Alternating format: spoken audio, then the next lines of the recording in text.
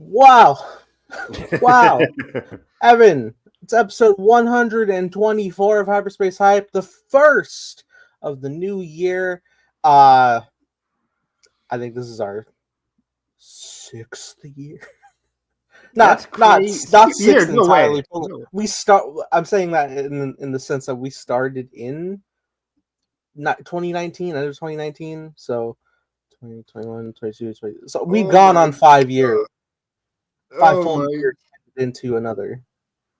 That's crazy. Yeah. What do we We have to always show talk. for it? What do we have to show for it? Where's our sponsorship with Disney? Where's our paychecks to Disney? Why wasn't I invited? So Throwback, Jesus. holy Yeah, we started famously with our Mandalorian season 1, episode 1 review. Was it even on? It was on this channel, but it was like we were doing like Audacity. We had some different, team we members did on board at the time. some pre-rolls, some pre-recorded with our lost episodes, our Exactly, our famously lost episode that episode going to 2 upload. through 8, the foundations. So that was fun. Uh, But yeah, Hyperspace Hype, we've been going on for a long time now, like since 2019, but really like live streaming it since around 2020, during the heat of the COVID time, as with a lot of other podcasts on the net. And wow, I'm looking forward to 2025. A lot of people had some bad, moments in 2024. Speaking of the Star Wars, we're doing a Star Wars podcast. My Star Wars fandom took a hit big time last year, and I took a hit, and I loved it more than ever because of what happened. Like it's been a crazy ride with my love of this crazy galaxy in a far, far away, because I love the Acolyte. I still do. I love it so much. I played in my dreams. SaveTheAcolyte.com in the description. Thank you. Yeah, go save the Acolyte. I forgot you still have that. Yeah, go save the Acolyte any means possible, guys. And it was one of my favorite podcasts I've done with you. It was fantastic. I loved live streaming it and doing the commentary of it last summer. But then it got canceled, and I'm like, why am I loving this franchise? Because a lot of the Disney Plus stuff, just to be frank, I like talking about it because I like talking about TV and characters and stories, and there's always some positive stuff to say. One of my friends said this morning, it's like, you're able to enjoy things if you just, I forget how he phrased it, but like, if you try to enjoy something, you will start to enjoy more things. Like, I don't watch something to hate something. I always try to find something interesting. And it's not to say like I'm forced to watch bad TV, because there hasn't been a TV show that I think like that sucks. There's been some shows where I'm like, there's a lot of criticisms, but there's always some fun stuff to say. And that's definitely the case for Star Wars, where there's been some dips with like The Mandalorian season 2, season 3, Boba Fett, Kenobi at times. But there's also some greatness, and Acolyte was some greatness, and then it got canceled. I say all that to say we are back doing some more reviews about the Skeleton Crew, episodes 5 through 7. And this is a show I wasn't really looking forward to. The first couple episodes were fine, were solid. We had a lot of thoughts to say, but I think the last couple episodes, 5 through 7 in particular, have been getting better and better. And I think I've been saying it week to week, but this show, in my opinion, just is one of those shows where it gets better and better week to week. And for different reasons. Episode 5 was a really like, wow, okay, this is where the show is showing its true potential. It's when they first got to Lanupa. Episode 6 had some very strong personal moments. Bryce Dallas Howard, as always, doing some good shit. Then episode 7, I thought, wait, is this now my favorite episode? It was also very good. It was great. It was intense, and got a lot of thoughts about Jod and subverting our expectations, possibly, as we head into this finale. So yeah, I've been enjoying Skeleton Crew. It's still not like we haven't had a lot of Star Wars shows. It's not my favorite Star Wars show. I still have Acolyte and Andor as number 1 and 2 in whatever order I think of for the day. And Skeleton Crew, though, I think is safely number 3. So far, we'll see how it sticks to landing. Like, I'm having more fun with its sentimentality of Skeleton Crew compared to like even the first season of Mando, which was, I think, the best season of Mando. But I like it for reasons. And if Skeleton Crew can stick the landing, I think I'll comfortably stay Skeleton Crew over Mando, even season 1. So we'll see, man. How has your enjoyment of Skeleton Crew been like the past 3 episodes? Real good. I think I'd have to agree in terms of ranking, though I think I probably still have Obi-Wan in the ballpark of 3, just because I really Good like point. the Yeah. character study there. But yeah, then I'd have Skeleton Crew, I think, above the rest at that point, because yeah, it's been a great time. I just experienced these 3 episodes today, I earlier saw on the that. stream. Yeah. I was Yeah. right when I was like putting my head down and taking a nap. I saw Nathan go live. I'm like, wait. I thought it was a mistake because it said like episodes 5 through 7. I'm like, I thought that was at 9. And then I looked at it. No, he's Am I just watching early? Yeah. it. Yeah, because the episode 5 dropped on Christmas Eve, and I was like, well, I can't right now. Yeah. And then the next episode was on New Year's Eve, and I was like, okay, I'll wait a second. And then we're getting to this one. I'm like, all right, let's do this. So that was a nice like flow of getting to watch these episodes. I'm kind of glad because I was like, damn, leaving off before episode 5 did.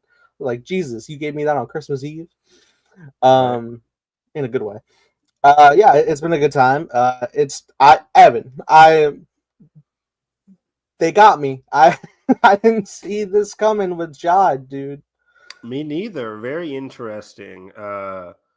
Very interesting surprises there. I was kind of like almost appalled in a way because I'm like, those are children. I know, right? And it's good writing to we've all the scoundrel archetype is I think one of the most pivotal and most well-known archetypes in all of Star Wars and now in fiction. I think Han Solo is like the most famous scoundrel in fiction. Yeah. But like those scoundrel archetypes, people who don't really have a code, who live on the edge, right? They usually have what we call a heart of gold inside. But it's usually often predicated on if they want to use that heart of gold or pursue that heart of gold. For Han, yeah, in the movie it's like, okay, he's definitely going to be the good guy. He's going to come around and he comes to save Luke, and that's usually the case for these kinds of characters. They come around eventually at the 9th or the 11th hour, as people say. They set it up like Yeah, they tee it up here. They do with a lot of moments, like with even down to like before the ending of the 5th episode. Jod and Wim have a nice like a kind of heart to heart that's like kind of misguided but almost very in the right misguided. place. We'll talk about that because I'm like, that was supposed to be his good moment, but that was a part that had me scratching my head. Like, that was not a good lesson to say to a kid. No. But I was like looking at like he'll get there. He'll get there and say the right thing, and then lo and behold, no. And I've been using the Treasure Planet, since episode 1, the Treasure Planet comparison, because this is very much about pirates and they're looking for Aten, which in their case is Treasure Planet. As we watched Muppet Treasure Island. Yeah, and I'm like, okay, or Muppet Treasure, any version of the Treasure Island story. Long John Silver, where you eventually get this pirate who has been raised by pirates or just so enveloped in the pirate atmosphere that when he comes across somebody or a kid that's different, it changes his heart. He's able to like think differently.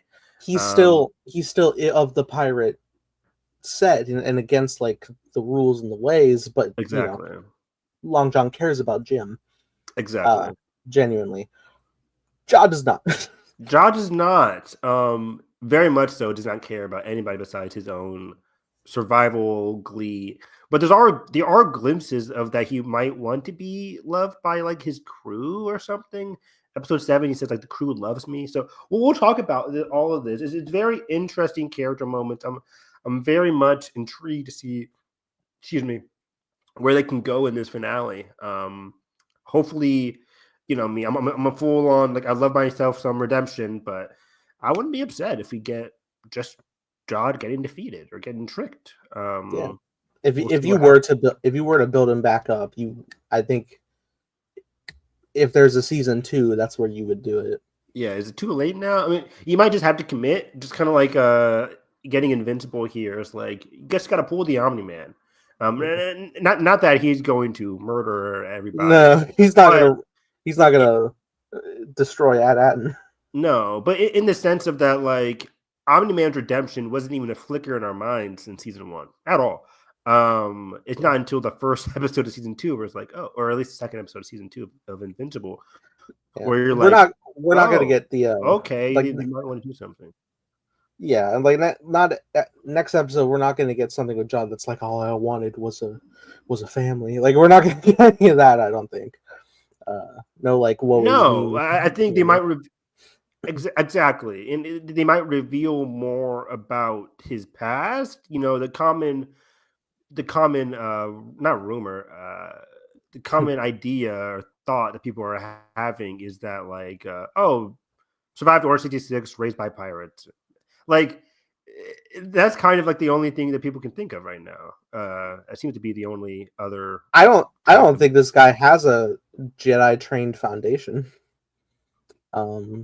Which I guess in hindsight you don't have to be of the Jedi Order to have survived Order 66.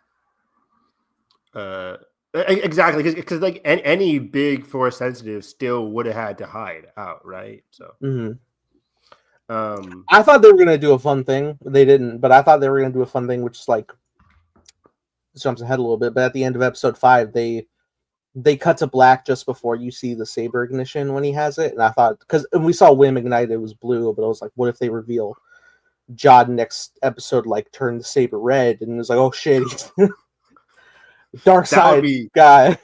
That would be the most sickest thing in the world. But no, they don't have that sauce. No, well, I don't even think he's like of a person that's. I think he like it's very clear he is Force sensitive. Like it's no trickery, but it is like interesting that like they've stayed off that for like so long. It could be a character piece too. Interestingly enough, he doesn't use the Force around his crew a lot, if at all, that we've seen so far. At all, you could really like get a hand up if he did. Yeah, it's mostly been around the kids. So yeah. But yeah, speaking of episode 5, let's break down some of the most important bits here from episode 5. Episode 5 called let's see here. You have a lot to learn about pirates. Which you know entails the kids and what they have to learn about, hey, pirates are sneaky, like Jod. And he kind of revealed at the end of this episode, hey, I'm the captain now. I'm the captain now. Sorry, Fern. And then he kind of takes over. But episode 5 in general, I think, was a very big breath of fresh air for me. I really liked this episode a lot. Before heading into this episode, we had 33, last time we talked, going crazy. You know, I can't remember no Atten or whatever the phrase was. I don't know, no, whatever. Can't say I remember no Atten. There we go. Thank you. But then Jod saves the day, uses the off switch, and they pin 33 down. And now we're like, okay, where do they go from here? 33 seemingly has the only location of Atten in his memory banks. Like he has to be their way to their next objective, and that's kind of where we start episode 5. Yeah. Again, also interesting that like in episode 4 we left off with like in the midway point, like we were hugging Jod, our savior. He's back. We're having a good time. Yeah, he wouldn't leave us behind. Yeah, there was that weird cut that I didn't really like, but it was like that weird cut where it's like he talked to the other enemy antagonist of that planet, and he was like, "Yeah, I just bribed him." I was like, he could have just killed him, but apparently we just took it for his word there. But episode 5 starts off. What? Maybe he did kill him. We'll have to come back. That would be funny as hell. Episode 5 starts off in a very awesome way, and I could already tell I was going to like episode 5 when they started off with the parents as they're working together in the bureaucratic sector at their jobs here, as they're trying to get a message out over the barrier. They're breaking the law basically, but we're seeing these parents who aren't used to breaking the law try their best to break the law. And we see a cool workstation in the vein of Andor. As Wim's dad Wendell is trying to get the access codes because the other parents constructed some comm device. They need access codes. Wendell works at the place where they can get access codes. Excuse me, but he's struggling because the robots are all around him, and he's not used to doing this kind of sneaky maneuvers. So it's a very cool sequence of events here as he's sneaking around and eventually nearly gets caught here. Yeah. It was amusing watching the droid come over like, show one hand, show both of your hands. Yeah, what the fuck you doing? Don't play with me. I wanted the droid to go off on him. No. I'm sorry. Just put the I was honestly interested, like, how is he gonna get out of this? He did not. He did not. He sucks. But it reminded me of like when I was like not little kid, when I was like 12, like trying to avoid like getting caught at work. Because at the museum where I used to work at, we weren't allowed to bring books onto the museum floor. And I was a huge book addict. I still am. I have a book right here. Great book. And my brother and I used to always get caught like reading books. I don't know why we couldn't. It was just like, hey, the museum guests, it would be very unprofessional if you're reading a book in front of them or whatever. I'm like, I'll put the book down when I'm talking to them, obviously. Anyways, that was 12 years ago. A book ban? Never heard of this. Yeah, right. So anyways, it was very funny because I used to always do like the whole like behind my back thing, and actually worked a couple times. But anyways, like Nathan says, yeah, Wendell gets caught here, but Farah saves the day, and Farah is also one of the ones trying to save the children. But she says, like, we should be going about this through, official channels. He's like, well, official channels isn't going to let us, help the kids. Yeah. Is that working? It is not. It's not really working. And he does mention who the supervisor is. What's that? Still don't know who the supervisor is. Not at all. So we'll talk about that in depth when we get to this episode. I have a bullet point about my theory. Windows does say like we won't reveal anything about the planet. Like I'm gonna be sure to keep this planet a secret. So they know about like keeping this planet a secret. And it's revealed in episode 7. That he says something in the speech to Wendell or to Wim in episode 7 when they do the hologram messaging that like we wish we told you about this sooner, but like once you graduate, something along the lines of once you graduate, you'll learn. So presumably once you graduate, adults just know to keep this planet a secret and kids don't. It is weird that kids don't, that knowledge doesn't just trickle down to keep the whole planet a secret, but I guess the fact that they have a Republic emissary that visits and checks in. Like that's BS though, right? I don't know. They were doing a protocol as if that was. I think the protocol was a BS protocol. I think it was just like, oh, here's a Republic emissary. This usual thing, guys. Like, I don't think the adults were familiar with the Republic emissary. I don't know if that happened every year. I don't know. I mean, it definitely looked abrupt that the fact that the landing pad opened up on that field and people were sliding off. Exactly. It gives a vibe like this hasn't happened in a very long time. Even the adults were unfamiliar with it. They're like, what the heck is going on with the ground? So I think it's just, Republic emissary, sure. It's an old Republic thing, and the droids are used to the protocol of it, but it probably hasn't happened. Probably hasn't happened in a long time.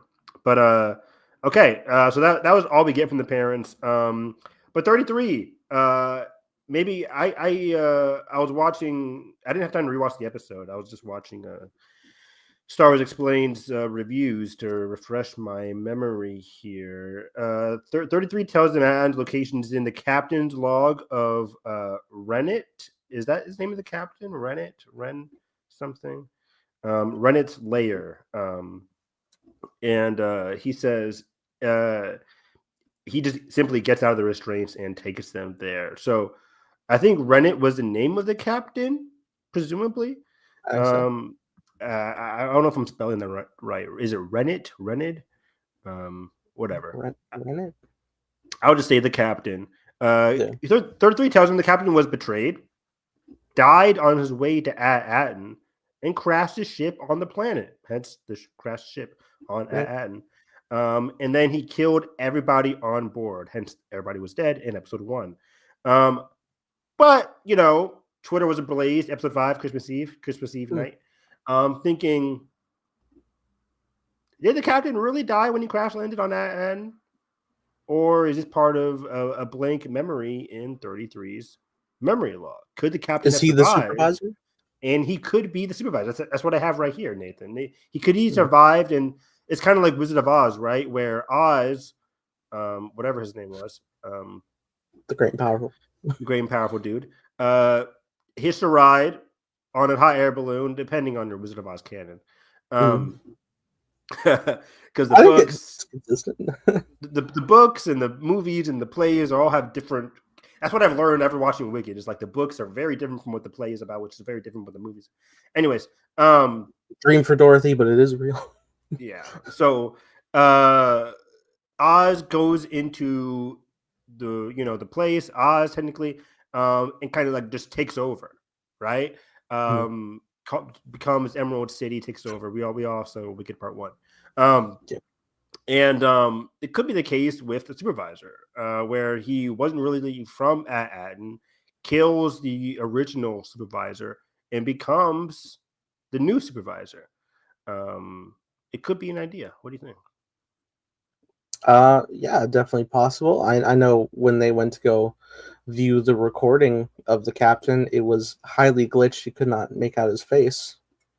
Yeah, that's a good point. That was at the end of this episode, right? Yeah, where you can't make out his face, and that's probably why they did that, because they don't want to spoil who the captain is. Not that we will know who it is. Like, oh, it's so and so. Hopefully, it's not. Revan.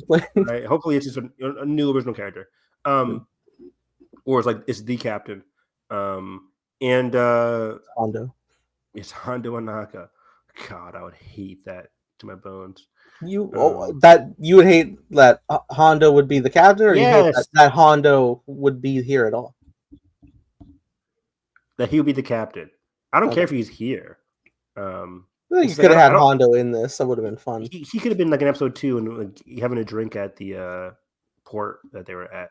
Yeah. Or even having a. Hondo's an example of like someone who is definitely in it for himself, but he's not totally bad. Yeah, he was more bad in the Clone Wars than he was in Rebels. In Rebels, he's like locked in to help out the Rebels. In Clone Wars, he was willing to sell out Luke and Anakin plenty of times. Remember when he had Luke, Anakin, and Count Dooku? He was like, "I'm gonna sell them off for the highest bidder. I don't give a fuck." Yeah. So Anaka was much cold-blooded in the Clone Wars, as was a lot of characters in the galaxy. Once they got to the rebellion, it was like, yeah, the Empire sucks. So obviously Anaka became more friendly. But we have a good moment, as you revealed earlier. Wim needs to focus. Wim admits, he's having a crying session.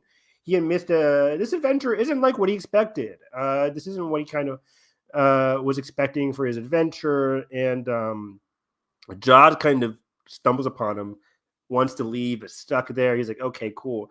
And he kind of feels for him and tells him, though, hey,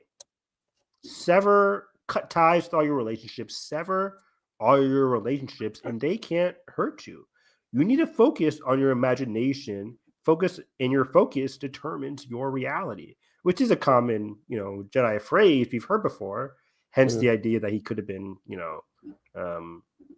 raised in Jedi arts, maybe for a little bit. Because this is a Qui-Gon famous quote: "Your focus determines your reality." But it's very flawed, though. Right here, he's telling Wim to sever. Basically, I'm paraphrasing, but to sever his relationships, and they can't hurt you.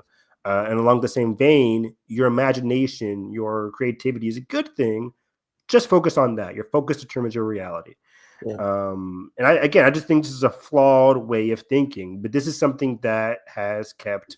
In his mind, this is what kept him alive, right? Sever all relationships. Nothing can harm you if you have no relationships to be emotionally connected to, and live your own free Peter Pan-esque life. And that'll give you bliss. It'll give you adventure, and hopefully you'll be able to fulfill your dreams that way. It hasn't really worked out the best for Jod, who is constantly fighting for his life, even at the ripe old age of whatever he's at. He's an adult at this point, and he's still like struggling to survive. So is that really living his best life? I don't know, Jod. Come on, man. So what'd you think of this thing? Yeah, I was taken aback. I was like, wow, that is the worst advice you can give to this crying child. Right. Also amusing that Jod like attempted to leave multiple times before actually trying to console in some way. Yeah, it's like, well, fuck. Oh, ew. Oh no. So yeah, that was insane. And again, I was still of the mindset like, well, they're gonna make him a more, okay person. Like he's trying. He doesn't have the right advice, but he is making an attempt. So like, okay, Yeah, we're gonna get there. Not the case. not at all. In this episode, we see that like when they get to the planet, it's called Lanupa. It's more of a sauna, right? It's a resort, which is I really liked this planet, dude. It was a very interesting aesthetic where it has a Canto Bite vibe to it, where it's like important thing need to happen on this planet. They need to find the treasure in this case, or in Last Jedi, it's like we need to find the code breaker, like these important bits. But it's amongst a very fun resort, or in Last Jedi case, a very fun casino. It's like, okay, the setting is not matching the intensity of the situation, which makes it for a very cool dichotomy. And here you see like we need to find the captain, we need to get back home. Meanwhile, you see Munes having a sauna. Kids are playing around. So it was a very fun moment. And when they get here, though, we meet Pocket, voiced by the Brave voice actress. I forget her name right now. I can look it up real quick. I just wrote down Brave voice actress. Just wrote down Scottish. Yeah, Scottish. Kelly McDonald. That's there cool. we go. I remember seeing that on Twitter. It's like, oh, it's Kelly McDonald. So that's cool. That's 2 Disney princesses, including Mulan, played by the goat. Ming-Na Wen. Wow, thank you. Agents of Shields, Ming-Na Wen. Agents of Shield, 7 seasons of Ming-Na Wen. If you haven't watched Agents of Shield, what the fuck are you doing? Go watch it. It's a great show. Nathan. I saw 2/3. You're too busy watching fucking Lucifer, motherfucker. I'm watching Superman and Lois right now. Of course you are. It's really good, Evan. Of course you are. I mean, I hear it's good. I can't blame you for it. I heard it's really good. It is the most human show I did not expect.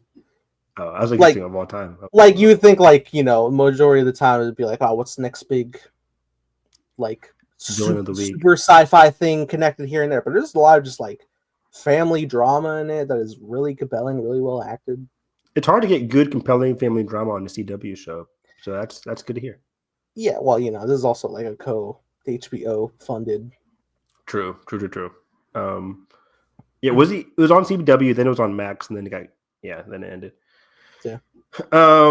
So Pocket immediately calls the rest of the pirates to Lanupa, so now we have a ticking clock within this episode, which I found to be very fun.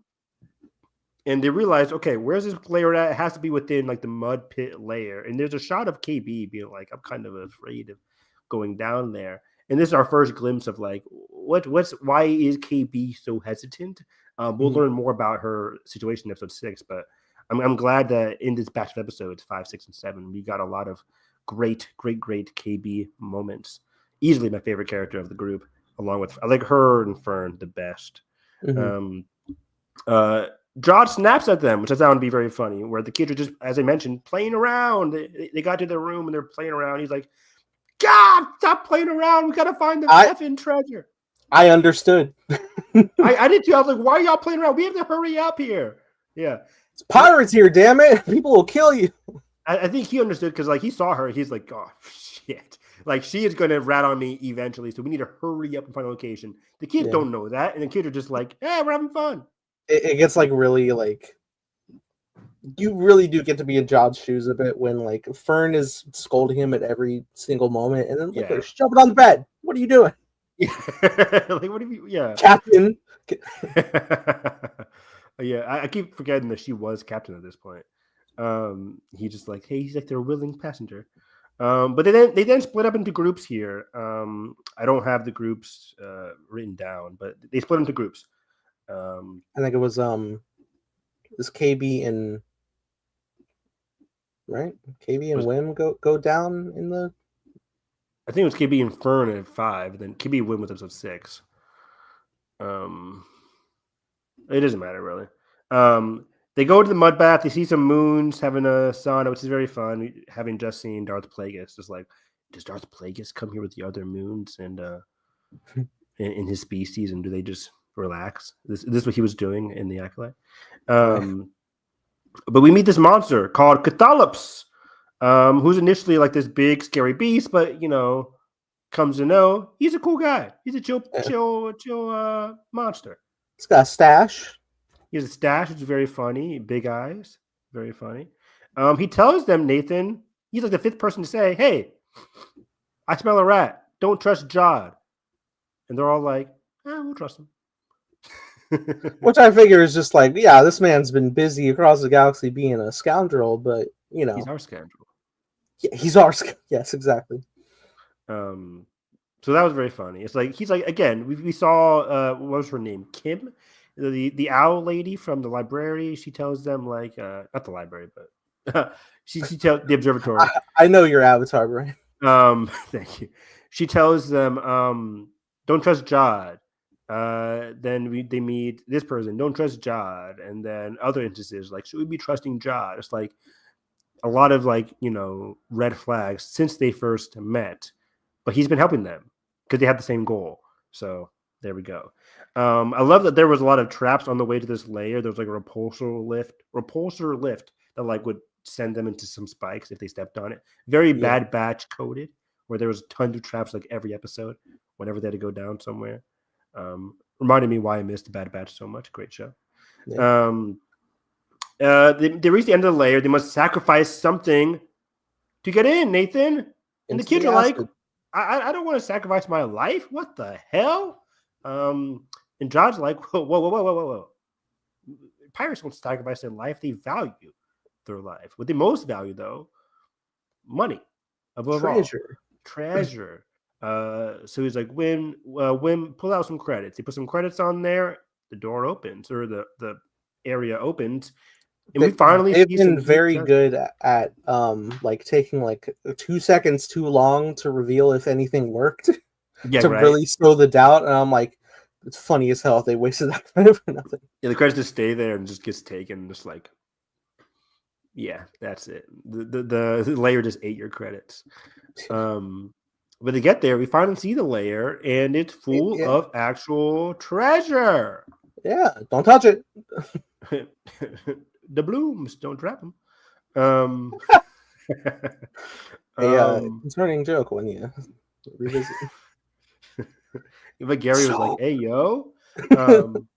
But Wim sees a lightsaber. I wrote down it could be like a High Republic lightsaber. It looks like that to me. Very High Republic coded, with a gold and white embroidery. But then at the center of it all, they find coordinates to Aden right there. We later learned that KB downloads it, but Jod finally has the coordinates. The kids, they have the coordinates. They have the treasure. Everything's fine, right? Episode ends, right? We're going home, right? Not so fast. Jod's like, yeah, okay, I'm tired of this. I've had it with these motherfucking kids on this motherfucking starship. He said that. I couldn't believe it. I was like, okay, wow. No, this was a rated R episode. MC-17. Nick Fury? Right? Mace Windu? And yeah, Jod betrays them in a really riveting scene where he's like, okay, Fern, I'm going to duel you for captain rights or whatever. And 33 is like, yeah, this is part of the pirate code. Shit, I'm like, all right. And Fern's like, what the heck? And the kid's like, what the heck? And he, did he pull out the lightsaber in this moment? I don't think no, he's initially just like, just yield, just do it. And then he holds her at knife point at her throat, which I'm like, are you actually gonna? Are you bluffing? Was savage. I'm like, oh man, I would have liked it like if he cut part of her face. Like, I'm not playing, dog. But he doesn't. And I mean, I was so ready for Wim's big moment. I was hyping him up. I was like, let's go, let's do it. And he's breaking out the saber. He's walking up. Hype. He ignites it. It's upside down. Upside down. Oof. Oh, he dropped it. He dropped it instantly. I love this moment. How many times have people played like, what if this happened? And they actually put that in the show. And I love that so much. Yeah. And it's great. It's a great character moment for Wim. One of two in this episode. We talked about the other one with talking with Jod, saying this adventure isn't what I expected. He finally gets his hero moment. Constantly, he wants to be the Jedi of old, the story that he read about. He wants to be the hero. He wants to save his friends. He got his friends into this predicament by pressing that button, and he can't save them. He fails. But when they all group together, he does press a button again to save them, poetically, as they fall down to the depths of the planet, into the mountain. Which could have gone anywhere. Could have gone anywhere. Could have gone to the acid that drained. I would have died. It's like, oh! You just hear like John's like, oh, I'm hanging. John's like, oh God, no. Listen to dying, Archie. And that's how the episode ends. I just love the intensity of those final 5 minutes. Not that the whole episode was built on that, but it really ends the episode in a very fun way. Jod gets real scary when he does turn, because he's just like, he asked 33, you have access to this whole hangar, refill the acid. And the crew is burning. Oh, I didn't write that down. Yeah. I was like, okay, maybe next episode they're going to reveal that the crew survived, right? And it's like, no, some of them, Jillian White survived. Some of them did, but yeah, most of them, they were boiled in oil. They died. Boiled in oil. I'm riding off these Avatar references, baby. Also, there was a big Avatar leak again that happened today. I'm like, oh my God, this thing is leaking like a fucking Titanic. It's crazy. So you're me with No Way Home. I put it in the T notes, and yes, I am, because whenever there's Avatar leaks and rumors, I'm all over it because it's my favorite show of all time. That's not anime. So yeah, Wim gets a hero moment, fails, acid, they die, and yeah, I just love this episode in general. Again, intense at the very end, and we saw clues of Jod's nefarious ways here with his very sus and flawed conversation with Wim, to yelling at the kids, to Pocket, saying like, this guy's not trustworthy. And then we get Cathalop saying this guy's not trustworthy. And they get there at the very end, and he's not trustworthy. And it was a great, intense reveal. I love seeing Jude Law like lock in. He's been the bright spot about the series, and of course he is, right? He's the only adult, well-acted actor compared to these kids, and the kids have been great. They've been very good for what they are, but Jod is just consistently just a great character to watch and play out. Jude Law really sells his and I wrote this for my episode 7 review, but I'll say it now. He really sells like his survival moments, his desperation, but his darkness as well, but then his fun moments as well. Like there's a range of emotions that you're surprised about for a character that just basically is a pirate, a scoundrel. But we're getting a nice range of emotions conveyed brilliantly by Jude Law, who is just so good. But that's episode 5. And that was a great episode. Really liked it a lot. Very nice Christmas present. I was watching it at home with my mommy-o. And she was like, what the heck is this? She was kind of like in and out of sleep because we watched it like at 11 at night. Yeah. But she was like, oh, that looks fun. I'm like, yeah, it's fun. So should I watch it? I'm like, you won't like it. So, it's being honest. Yeah. My mom would get bored probably by it because, I mean, it's one of those shows where like I can't really recommend it to my parents because it's very kid oriented. I'm watching it because I like these kinds of shows, but yeah, it's not. Yeah, like the other day, my sister was like, I want to see Nosferatu. I'm like, do you? Yeah. My dad knew he wasn't going to be in there for Nosferatu, but yeah, crazy. We haven't talked about it personally, you and me. Yeah, we gotta do a tea. I talked about it with a very funny phrase there. We gotta do a tea, Evan. Gotta pull a Boston Harbor. So yeah, we gotta do a tea for show. We haven't even talked about the Batman delay. I have that in my tea notes. Oh boy.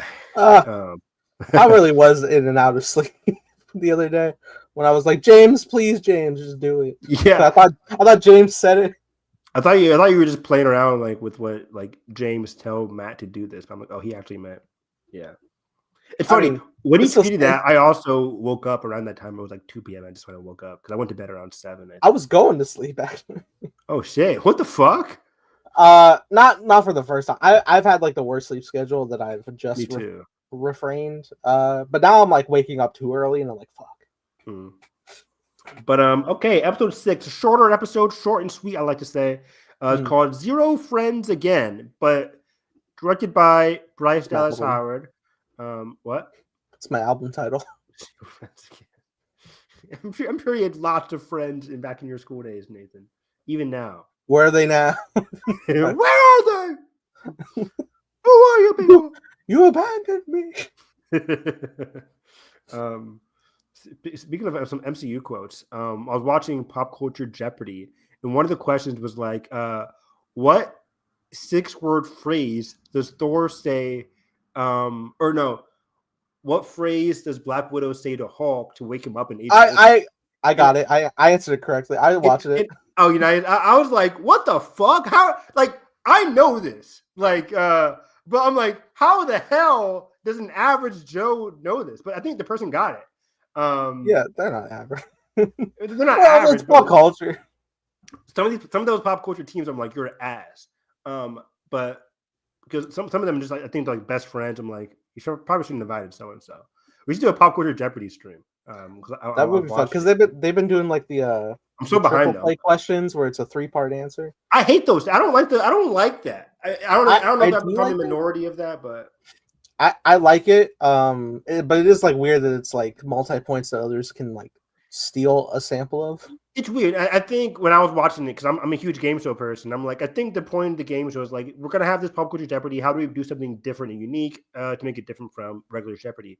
And triple play with triple teams makes it for a fun instance. But it's just like, how many times is it actually working? I think it worked once in the 7 episodes that I've seen so far. I think I'm on the 9th episode. But like, it only worked like once or twice where one team who started it actually got it. It's usually like one person gets the last word.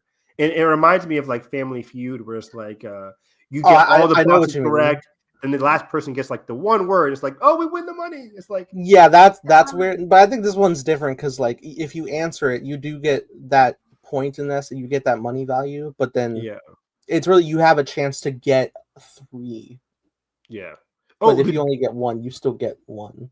Do they get like if the first 2 people get like, for example, if it's like who were the main Avengers and the 2 people are like Captain America, Iron Man, are they getting points at that point? Are they getting points for saying? Yeah, like for example, like an example one they did was like name all 3 Marvels in the Marvels. That was one. Dude, I fucked up. I was like, what is the black woman's name? I don't know her name. I was so happy because not only did I get it, I got it in the exact order they did. Oh, nice. I was like Carol. I was like, what's your name? Kamala. And I was like, I have no idea what I blanked. I would have froze. Was that Monica? I was like Monica Marina. Fuck. Be careful. Be careful. But yeah, no. But basically, in that sense, it's like the team that's starting off that picked it, they can answer, and if they don't say they only get 1, they don't get it. Another team can buzz in, and then they can name the second, and then they can also name the third. And if they don't, last team has a chance. If they don't get it, the whole board loses. Interesting. I didn't know the first 2 people, if they answer the first 2/3, they get the 2/3 of the points. I didn't know that. Yeah. Okay. I wasn't looking at the point value. But is it over yet? I'm on like episode 9 or something. I think we just got up to 12, and I think there's still more to come. Like because they're gonna start like because it's been new teams every single time. Yeah, I'm like, how many fucking new teams are there? Like, teams of 3, no less, and then we get to the semis already. Like shit. Yeah, they're about to fucking like go head to head at some point. I'm like shit, but also I'm happy because it's pop culture and it's easier for me. Yeah, right. Yeah, I'm having fun with that show. Anyways, I forgot how we got onto that conversation. Episode 6, short and sweet. Bryce Dallas Howard, Zero Friends Again. This was a more personal story that I think was very necessary. I categorized this episode along the same veins of like when we were structuring and talking about the structure of The Acolyte. People are like, why are we getting a flashback so early on in episode 3 of The Acolyte? Why are we flashing back? I want to see what happens next with May and Osha.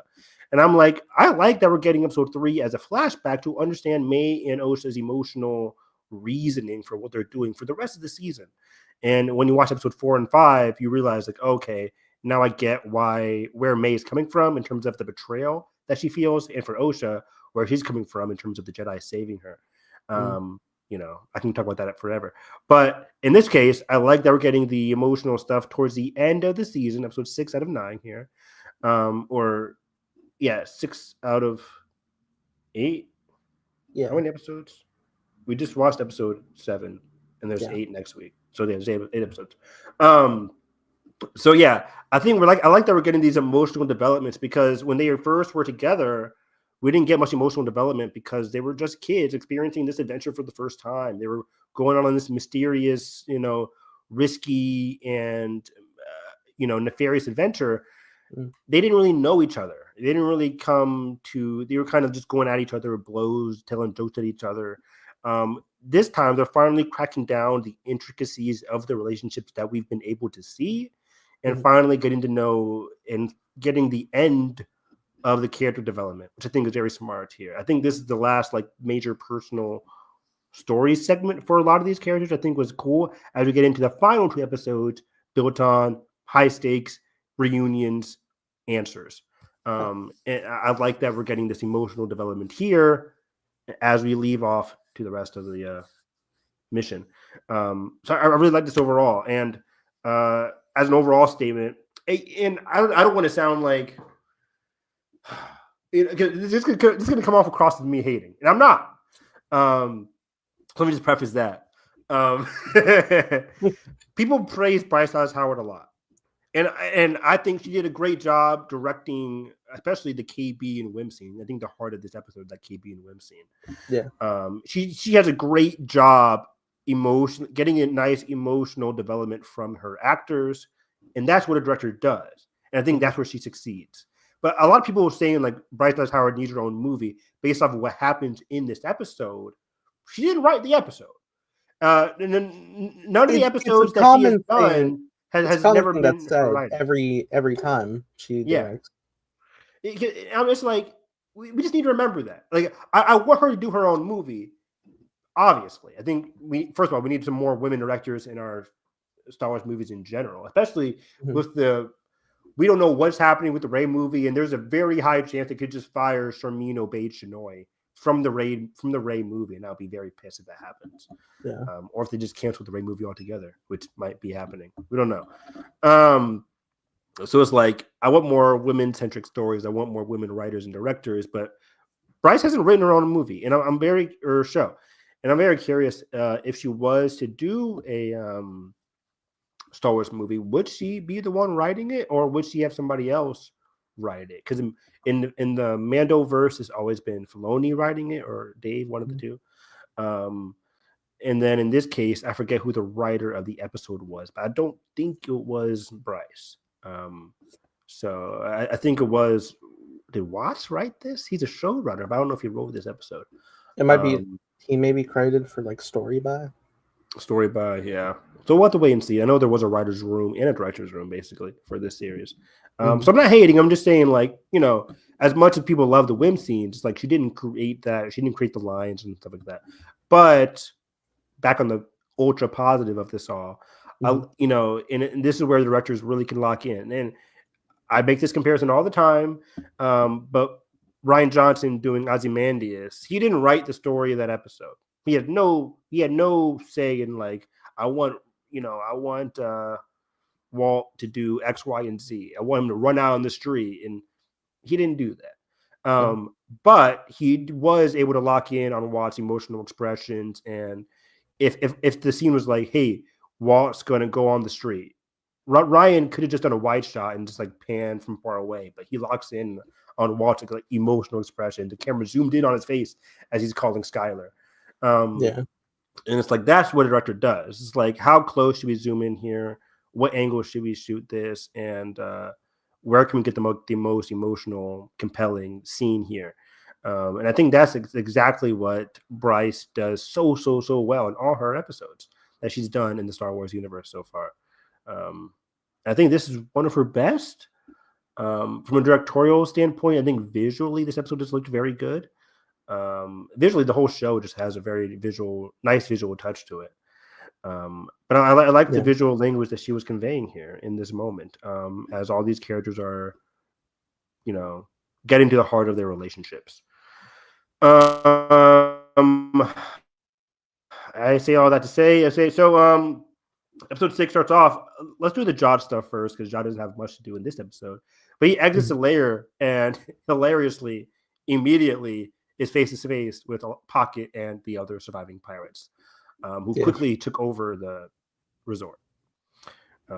Very funny. They instantly shoot like 33. He's like, 33, come on. He's like, okay. Fuck. It was very funny. And then Jod's like, well, shit. And yeah, he could use the force here, but like he has nowhere to go. He'll be fucked. He'll be killed. So he gets to we see him towards the end of the episode where they basically about to put him in an airlock.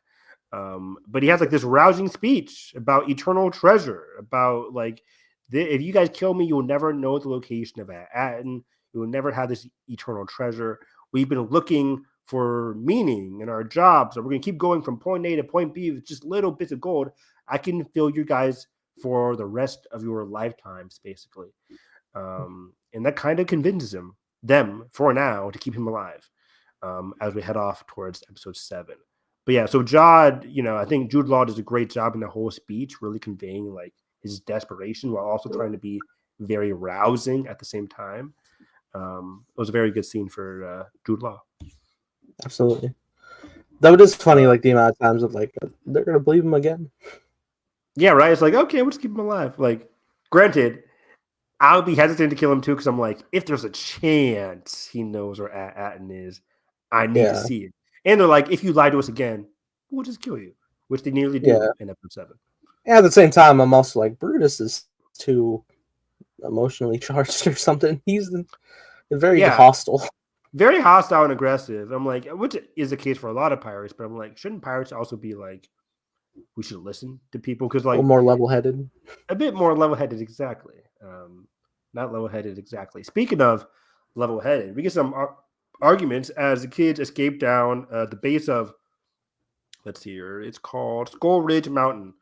And we see that KB reveals that her augs are malfunctioning a little bit.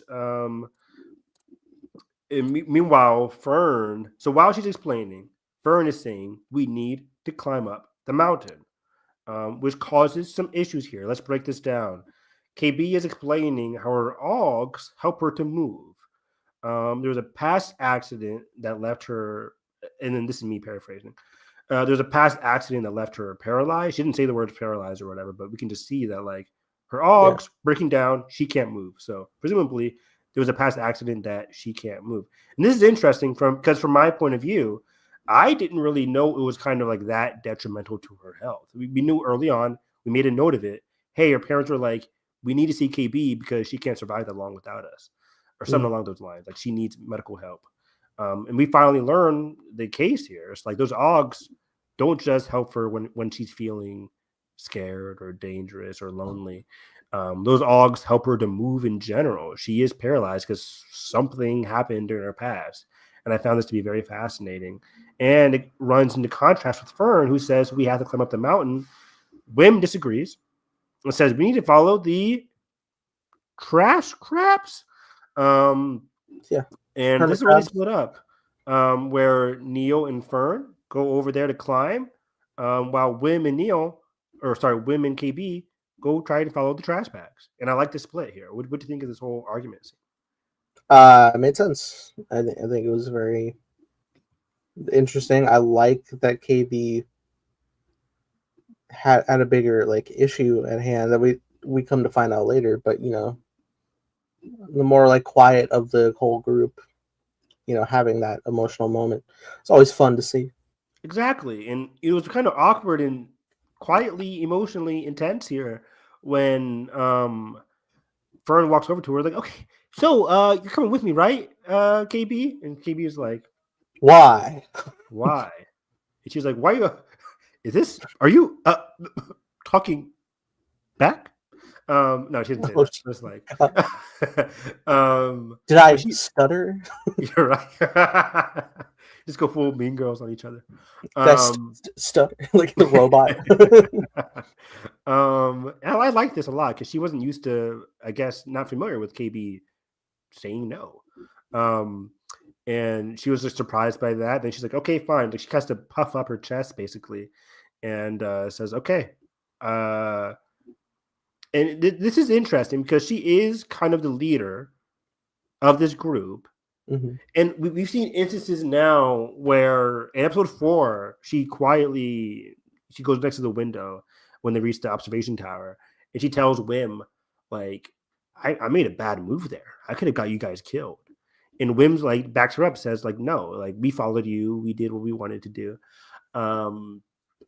And then now, after being like backed up by Wim, now she's being brought back down by Wim and KB now as a leader, and it's on top of her leadership being challenged by Jod. She just had to relinquish being captain to Jod.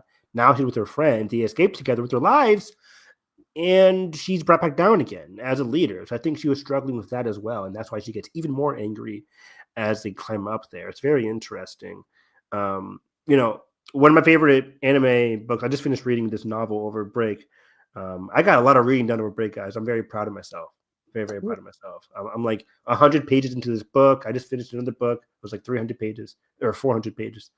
I'm getting good reading done and some comics. If you're not reading the Psylocke comics, I know everybody's playing Psylocke on Marvel Rivals. But Psylocke comic written by my I love her or them. Alyssa Wong, who wrote the Captain or the Dr. Aphra comics, and she wrote a Captain Marvel 10-issue miniseries, and now they're writing the Psylocke run, and they are fantastic at writing just emotional, morally corrupt, like fun characters. Psylocke is obviously part of the X-Men and the hero. Yeah. But Psylocke is also dealing with being an assassin in her past life and sharing a body with Betty, and all that kind of constructive, weird part of her past where she was an assassin and a ninja, but also part of the X-Men. And it's a great, great, great comic. I'm also reading the Batgirl comic, Batgirl being Cassandra Cain, who is one of my favorite DC characters of all time. Yeah. And that's also very, very, very, very good. So if you can afford to pay for these comics that are now like $4 these days, I would recommend those two comics. But anyways, I'm reading this book, 86. One of my favorite anime. You read that too? Yeah, it's a great book. Everybody should read it. It is, yeah. Fuck off. But one of the main themes, I read. You listen. Words. You read Audible online. But one of the main themes of the past book that I just read was about this idea of leadership and the failures of leadership and how to properly lead people. And if you don't lead them properly, facing the repercussions and emotionally grappling with the fact that, like, hey, I have all this pressure and I don't know what to do with it. I don't know if I should ask for help or if I should just commit to do my own thing and trust my own instincts. And they very grappled with it through a variety of different perspectives. But it was just funny seeing that here as well, where Fern has to grapple with like being the leader throughout the series and making her own decisions, but also taking into consideration her friends and the health of her friends. And I absolutely loved this. Might be my favorite part of the entire series. This Wim and KB moment here. KB is sitting down, and she walks for Wim through how to properly heal her. She is unable to move, and bit by bit, I'm not going to go through each bit, but like she tells Wim how to fix her Augs, basically. And she's explaining different tools that she needs, and Wim just casually like, why, if you're unable to do the climb because you're unable to move, why didn't you just tell Fern this? Doesn't she already know that you are like this? And KB's like, yes, she does know this, but Fern doesn't treat KB, or she says Fern doesn't treat me any differently, because we're friends. And I love this. I'm like, okay, that's great in a box, right? And I love the way she challenged that. I was like, well, KB didn't treat me any differently. No matter, even if I got into an accident, she didn't treat me any differently. But I am different. And I do need her to treat me, to understand at least that I can't do things that I used to be able to do anymore. I can't do things that she can. which is very interesting. Whereas like, in a lot of stories and just in society, it's like, I don't want to, go back to the race card of it all, but it's like, when people say, when white people are like, I don't see color. It's like, yeah, But it's you're like, supposed to. you're supposed to. It's very interesting. Like, well, I don't treat you any differently. I don't see color, right? I'm not like that. It's like, well, I'm black and you're white. Like, you should. There's a difference, right? It's like, you should.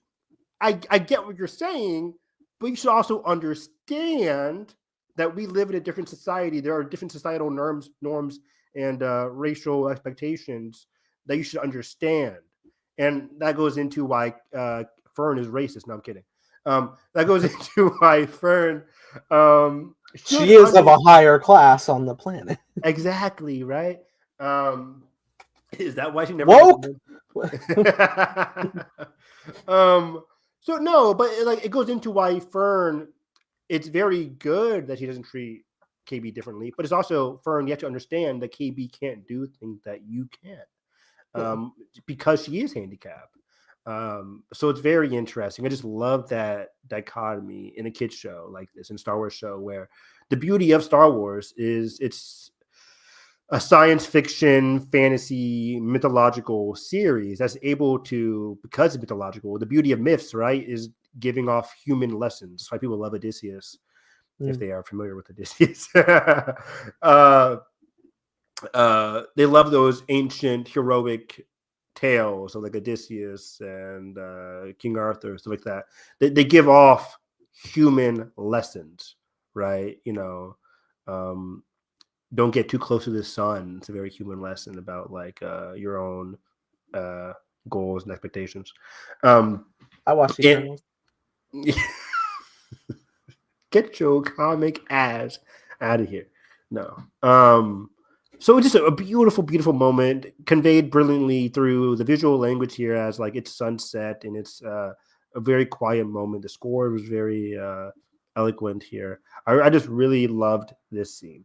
And at the end of it all, to cap it off, to make it a priceless Star Wars moment, Wim says like, she also says he's afraid, KB's afraid to explain these things because she understands Fern's personality, her aggressive, not aggressive, like, just like assertive. That's a better word, assertive personality. And she doesn't want zero friends again, the title of the episode. And Wim states, well, that wouldn't be the case because you can be friends with me and Neil. And I just love that very small moment, very friendly. I melted at them. That was adorable. Super adorable. I love that moment so much. And then again, KB caps it off after she's all healed up and fixed. She says, thanks, Jedi. And I'm like, perfect. And this is something I couldn't even have fathomed written. Yeah. When we were thinking of Wim's character journey, we thought like, okay, he'll, and this hasn't, by the way, this hasn't come to pass at all. I thought Wim would have a more of a direct relationship with Jod in the series, as like a dichotomy of like, hey, this is you when you grow older. This is the bad things that you shouldn't be doing. And for all intent and purposes, that's conveyed to us. And I think Wim is also watching Jod being like, I don't want to be like that. But that he hasn't really conveyed that blatantly. But it's just like, yeah, Wim obviously at this point is like, Jod's a bad guy. I shouldn't trust him. I shouldn't be like him. But Wim's having his own internal character arc away from Jod. And I think this moment really caps off his character journey here, where he's like, thanks, Jedi. He's had this moment, this imperative that he wants to be like Jedi ever since episode 1. He dreams of becoming like Jedi. He wants to go on these adventures like Jedi in his fables, in his stories, in his books.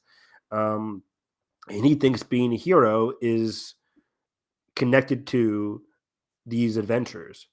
But it's not. It's through the small moments, through like helping out the relationships, fostering the relationships that Jod just told you to sever. But instead, Wim is fostering the relationships, becoming closer to KB, who he didn't even know who she was before, even though they went to the same school, before this adventure. And he gets a thanks a Jedi from his new friend here. That's what a Jedi does, right? Yeah. They don't go on these adventures. I forget what the quote is. It's like Jedi don't crave adventures. I think that's the quote. I don't know. Hold on. Do, do, do, do, Give me it. Yep. do, do. Adventure, excitement. A Jedi craves not these things. Thank you. What episode is that from? Is that Empire? Yes. Okay. From the green fucker, right?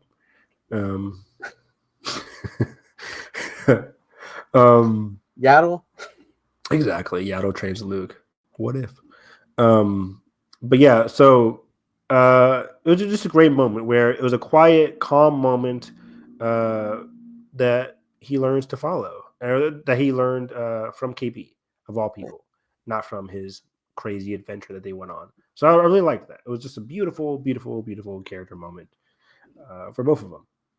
And yeah, this moment just continues to be why I love KB so much. I love her. I was waiting for a big KB moment. The past couple episodes, we got some good Fern moments. We got a Neo episode basically on that one Civil War planet. Yeah. And then Fern has consistently had some strong moments. But yeah, speaking of Fern, Neo and her are struggling to climb, and Fern, Fern is up ahead. And Neo's like, you gotta slow down because I can't climb as fast as you, which is relating to what KB said, how I can't do things that she can. Fern has to realize as a leader, the people that follow you, they like you, they respect you, but you get to understand from their perspective, they can't do things that you can.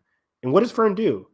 Takes a beat, understands that, and in the next scene, she is seen carrying Neo. They have a contraption where they tie Neo to her and she helps them out, helping out your followers or your friends. Very fun moment and a good, considerate moment for Fern.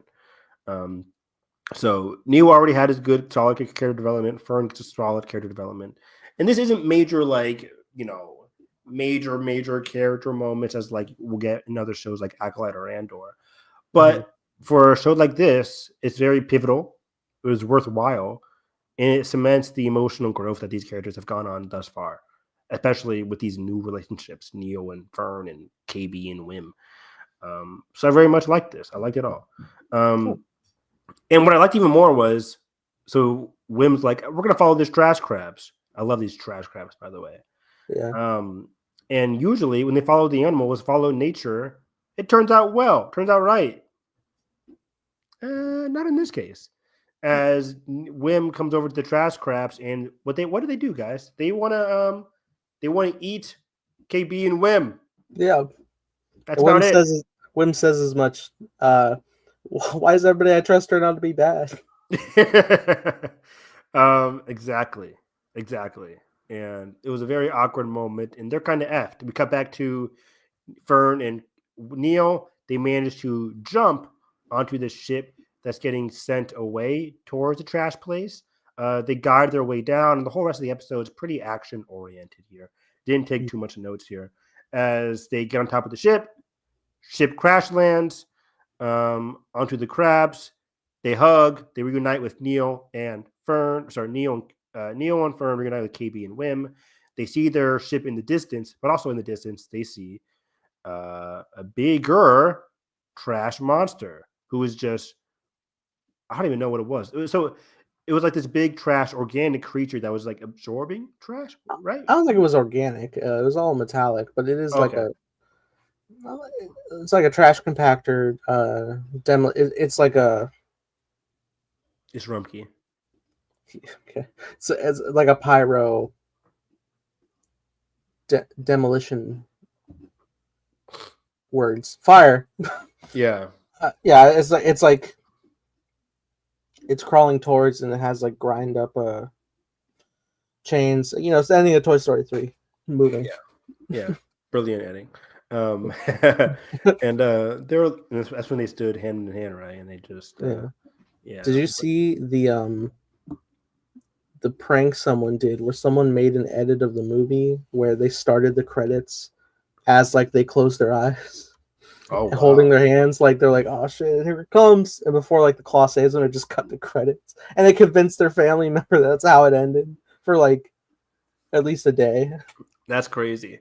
I've always wondered how ballsy would be as a director to do something like imagine you're watching Toy Story 3. They close their eyes, you see credits, right? Like if you're in a theater, you see the credits coming down, but Yeah. then boom, Woody opens his eyes and they get saved and the credits stop.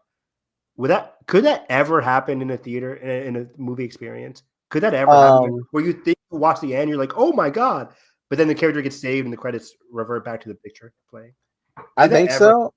I think so. I didn't feel that way when I was watching like Vice, for example. Vice did that. The movie Vice? Yeah, it did Okay. like a fake like ending roll before actually continuing. Oh wow. Watch But Vice. like in terms of like a setup being like, oh fuck no, like part one, and then credits roll, but then actually like more starts. I don't think so. As cool as that would be, but also I don't know, would that take you out of it in the sense of like Maybe. it just like something meta stepping into the narrative? I would want to see that play and like pull it to a focus group or something and see what they think. Because it'd be You very can go fun. watch Multiverse of Madness and Strange freaking out with his third eye, but then post credits he's okay. Yeah. The immediate That post happened. credits, by the way, not the very. It's so weird. That's so I'm okay weird. with it because I'm like that's a cheesy horror ending. You think we see her? What's her name? Charlize in Secret Wars. Clea, yeah. Yeah. I don't think we're getting Doctor Strange 3 first, which I think they wanted to do, but Yeah. It's like possible. just get these Avengers movies out the way. Too. So yeah, it was great. They barely managed to escape. They get onto the ship.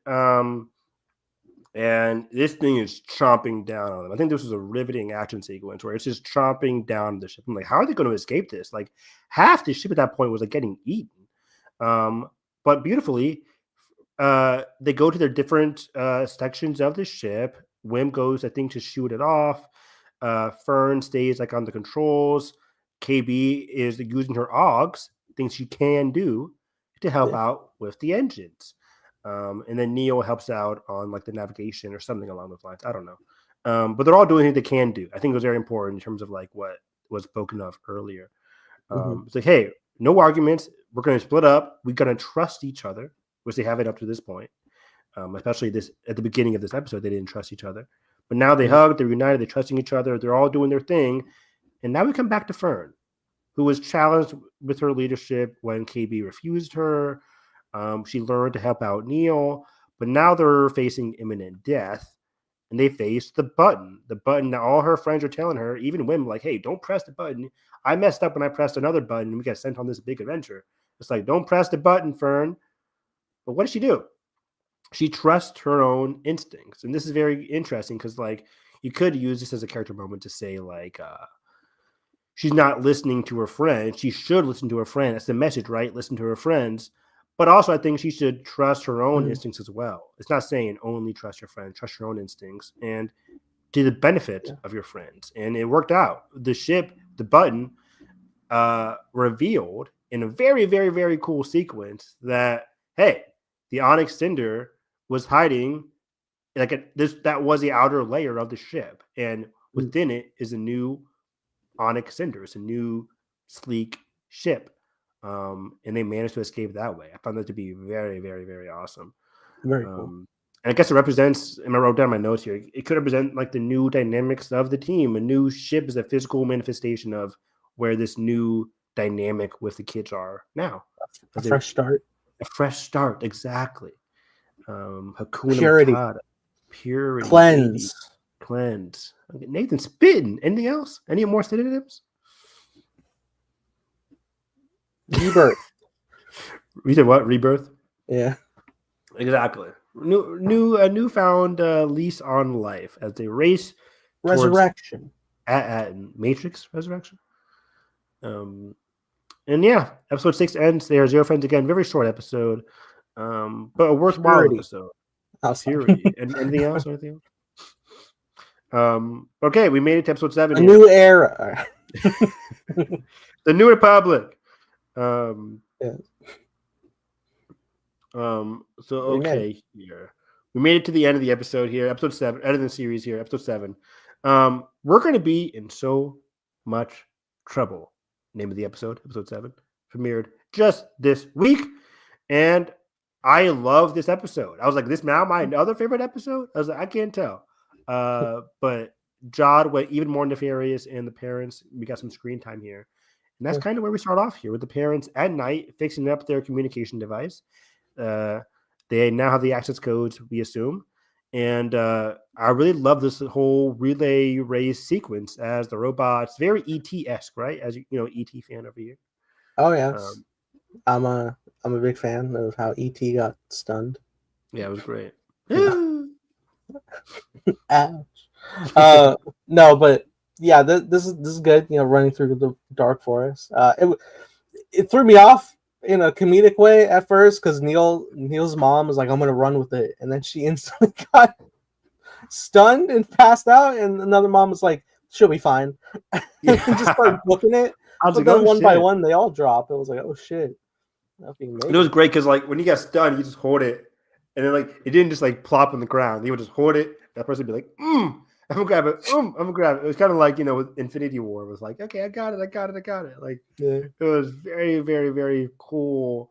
Like it made for a fun sequence in this again intense situation. So I loved it. I loved it a lot. And then it finally gets to Wendell, who gets stunned, given to Farah. She makes it towards like this edge, and she managed to deliver the communication device through at not knowing if it would ever reach her kids, the kids. So it was tons of fun. Really loved that sequence. We get back on the ship with the kids, and Fern and Neil are just playing around. I love it, having some semblance of like calm before the storm, basically. Where Fern and Neil are playing around, and we see Wim being upset. What do you think about this Wim moment and why he was upset here? It seemed to be he was upset because he wished he's like, I wish I never pressed the button. And I wish I rewatched this scene, but I didn't. But it's like he wished he never pressed the button because of like the craziness of their experience. But the other friends were like, no, thank you. We wouldn't have found each other if it wasn't for you.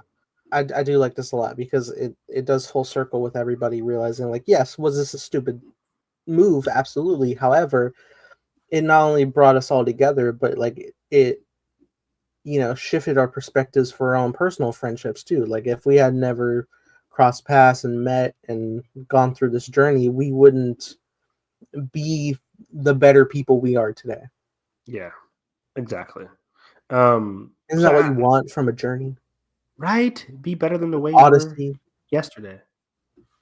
So it was a very sweet moment where Wim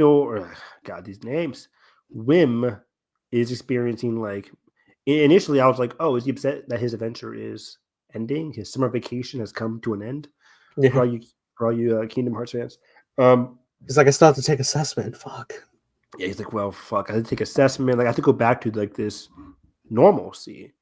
But his friends are like, no, like we were glad that we had this experience. He wouldn't have had this experience if it wasn't for you. Even though it was full of danger and craziness and stuff. Like the internal development is much stronger now. So I just love that though. Wim's reverting, but his friends are like, no, like thank you so much. It was great. The power of a worthwhile experience. But pirates get there first, and they overlook the planet. And what do you think of the way this planet looked like, Nathan? It was very stormy and not what I expected. It was beautiful. But I think what's more compelling is that effectively it's the exterior of a gas giant housing the actual planet within the core once they pass through the barrier. The barrier is like a more imposing looking planet, but in actuality the planet is deeper inside. Yeah, I love this. I'm taking a look at the gallery because I think I'm on StarWarsWebsite.com, and I think there was a cool. I can't find where they put it, but It was a cool thing. I think somebody wrote about it, like the way they drew the planet and the way it was drawn. I can't find it, It's but gorgeous. it was so awesome, so cool. And yeah, the pirates get there first, and it's like, oh shit. Um, and I just reminded me. I wrote my notes of an old or a High Republic moment where there's this planet on the High Republic that is housing like these crazy creatures called the Nameless, which can kill a Jedi and turn them to stone and ash. And yeah, it's bad. And the planet is like surrounded by storms, and you have to navigate it very, very carefully in order to survive it. And it happened very similar to here, where it's not really storms per se, but it's like these electronic nodes and satellites that are just like striking down anybody that gets close. It was very, very, very cool. I just love seeing planets with like some kind of creepy, eerie defensive grid around it. And Brutus is like, okay, we're going to kill your ass finally, Jod. You wrote us into a death trap. They send down a pirate. He dies. And Jod's like, should we send down another? Try again. Try again. It didn't work out. He gets sent all the way to the airlock. And I'm like, oh, boy, this is oof. But he starts ratting off everything he can to survive. And another classic John adventure. Right.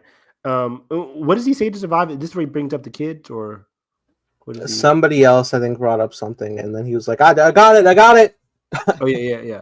The other pirate, the woman pirate that has been like clutch for him throughout all this. Like whenever he's in danger, that woman pirate, says like, hey, let him speak. Let him say his piece. Hear me out. Hear me out. So I think she says like, hey, there's another ship here, which is the kid's ship, and he's like, oh, I have an idea. And basically it's like, hey, just take these kids captive and they'll help us deliver us to the planet. Or at least like take the ship. Take the ship, and the ship can be the key. And as they're walking back, he's like, Brutus, like, you better be careful or we'll kill you. And Jod says, the quote here, I wouldn't do that. Don't kill me. The crew loves me. And it's a very small moment here. I want to get your piece on it because Star Wars Explained had an interesting moment as well.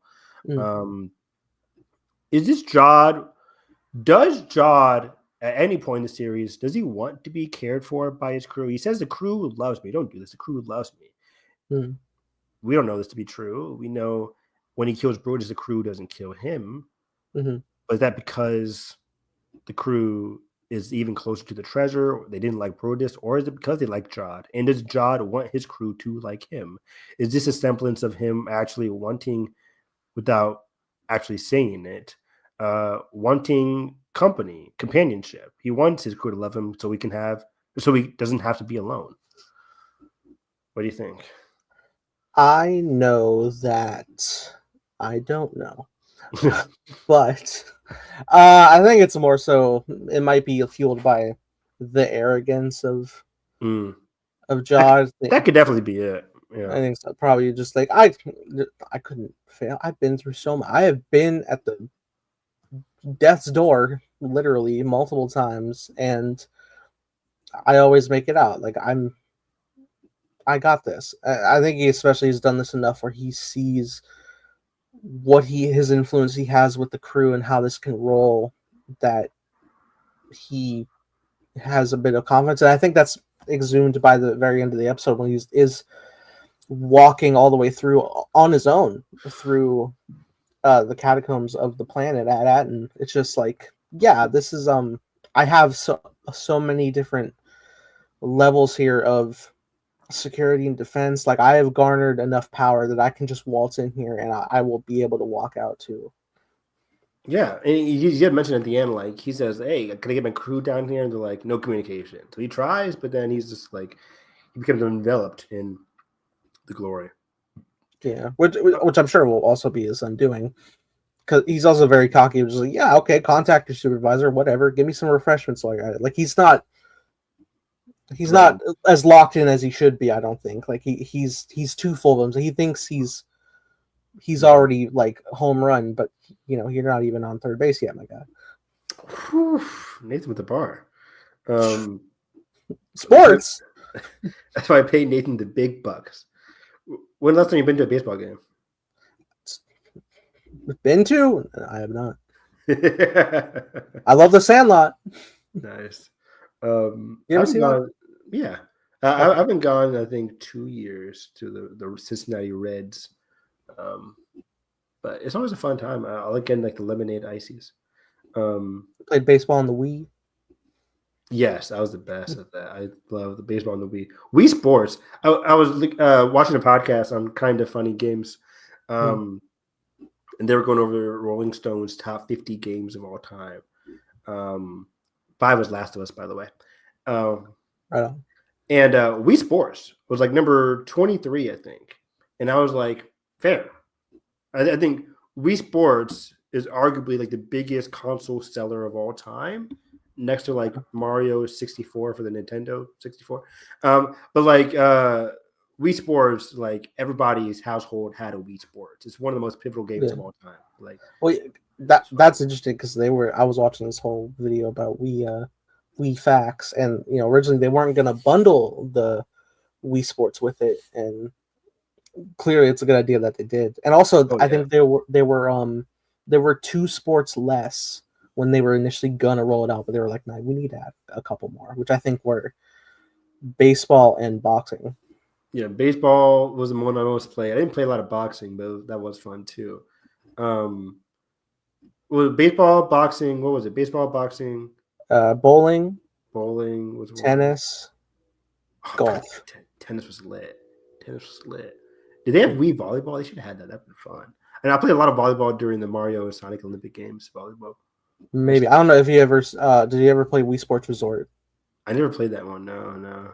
I did. That was fun because they had basketball, island Dang. flyover. You could pilot a plane. There was fencing, Oh shit. effectively like a sword fight thing. A lot of fun stuff. Archery, Great. Um. bowling. And yeah, the number one game was Zelda Breath of the Wild, which I never played. I don't have a Nintendo Switch, but I was like, that's fair as well. Right on. But I was like over like games like Tetris, Grand Theft Auto 5. I don't Tetris. know. I don't know. I feel like Tetris of all games should be the number one. Right? I figured that would be like a number one, or like the first Mario game. They only had one Mario game. I was like, really? They had Super Mario 64, which I was like, fair, one of the most pivotal games of all time. But like, no 3D Mario game, no Mario Galaxy, Mario Odyssey, no Mario Sunshine was my personal favorite Mario Sunshine. Mm-hmm. I'm like, no 3D Mario game was baffling to me. But they had 2 Zelda games. They had Zelda like a Knight's Edge Sword. I don't know what it's called. But they had one of the early Zelda games. Mario. What? No Mario. Yeah, no Mario, no maidens. Then Elden Ring was like in like the 40s and 50s. I was like, Elden Ring should be way higher up. I love Elden Ring. But yeah, that was just some of the games. I love playing games. Getting back to it, there's a silly sequence as they try and get onto the kids' ship, where the kids grab Brutus and they're like, "Don't step any further, we'll kill your captain." John walks up and I'm watching this moment, Evan. Yeah. And I'm like, they could do this. Dude, I'm doing the same thing. I was like, if I'm John, just kill Brutus right here. Yeah, I'm shocked he did it. I was like, oh shit. I was shocked too. I was like, I don't think he's just gonna bop him right now in front of the kids. Yeah, that was and awesome. He did.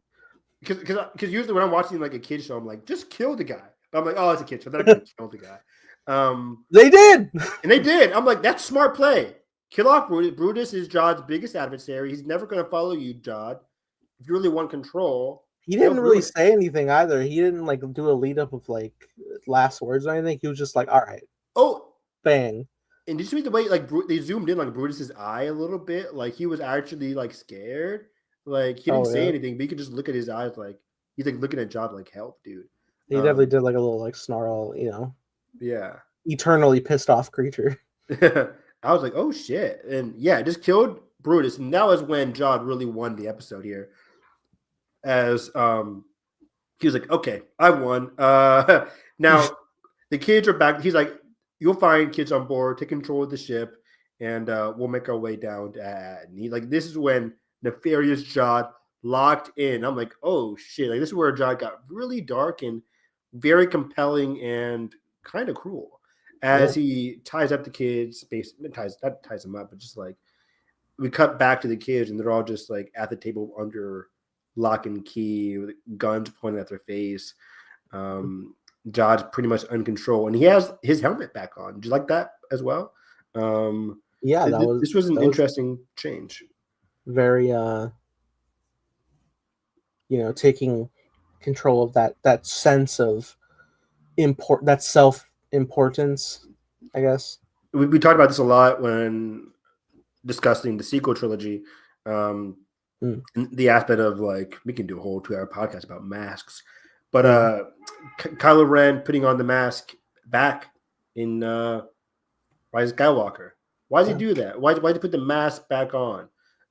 Last Jedi, why does he put the mask like back on for a little bit? It's like to hide, first of all, for Ben's sake, to hide his emotional feelings. In Jod's case, well, Ben's doing it to hide emotional feelings and feel like he has the power that he feels like he should have. In Jod's case, similar vein, he's putting the mask back on, like you said, to elevate his importance. I have the mask. I'm back to being the captain. I'm back to this status, even though he got it just by killing Brutus. So like he very quickly, and it's not fully earned, but he has risen to this captain status again when he was like that episode 1, but they just so easily captured him, threw off the mask. So Jod still at a precarious spot where it's like these people could easily just go against you once again. Do they really love Jod, or they like Jod because of the treasure that he's seeking? So it's very interesting situation for Jod to be in, but he quickly becomes this captain persona once again. And while this is happening, while they're like checking the ship, getting ready to go down, that's when they get the message from the parents. And I love this emotional beat. I don't have any of the quotes written down here. I don't think I don't think they do either on StarWars.com. No quotes, but it doesn't really matter. I think one of the bigger points is that, like we mentioned earlier into the podcast, that Wendell's speech to Wim seems to be the most important one here. Or talks about just like Farah's all about, we hope you're safe, you're not in trouble, blah, blah, blah. The kids are like, we're definitely going to be in trouble. But Wendell's like, it's not their fault. Yeah, it's not their fault at all. And Wendell is like, I know I wasn't there for you a lot, Wim. And I love zooming in on Wim's face here. He says, I understand I wasn't there a lot for you. I wish I would have listened to you. I wish I would have trusted you when you first told me about the ship. And we made a notion of that, like, hey, you're not listening to your son here.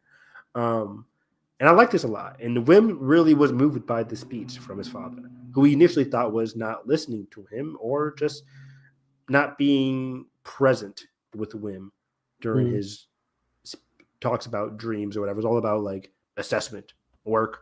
And this was what he was fearing of. He didn't want to go back at the beginning of this episode because of everything to go back to normal. I don't want to have that same status quo with my father. I don't want to take the assessment. But when he hears this, the love that's coming from his father, the attempts of trying to improve himself from his father, I think this really spoke to him, obviously.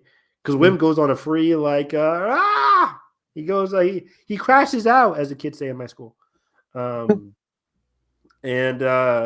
he starts yelling, and it obviously doesn't work. But it offers a very interesting moment here as he's like, okay, unclaims he's on the ship.